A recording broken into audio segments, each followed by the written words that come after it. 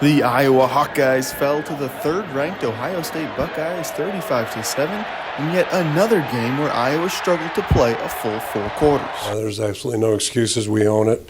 We'll learn, and then we're going to look forward, and that's what you have to do, win or lose. The Iowa offense had a little bit of success moving the ball in the first half, but missed opportunities kept them scoreless. I think we showed some really good things in the first half. There's some stuff that we can build on. We need to finish drives there in the first half.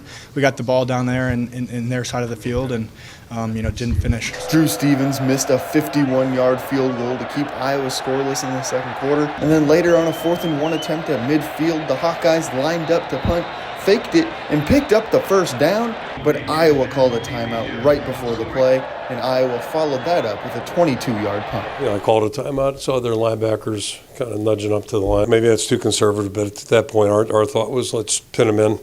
And which we've done a pretty good job of this year, but today wasn't a great example of the punting the way we want to. On the other hand, the Hawkeye defense played the Buckeyes tough, giving up a touchdown pass from Will Howard to Emeka Egbuka early, but otherwise holding the Buckeyes scoreless for the rest of the half. Tons of playmakers. I thought we did a great job of just limiting those guys. Iowa stood strong on a 4th-and-1 attempt from the Buckeyes, stuffing Will Howard on a QB run.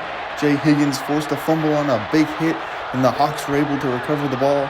And right before halftime, Sebastian Castro snagged an interception to keep the game close going into the break. The Hawks had optimism going into halftime with the defense putting a lid on an explosive Ohio State offense.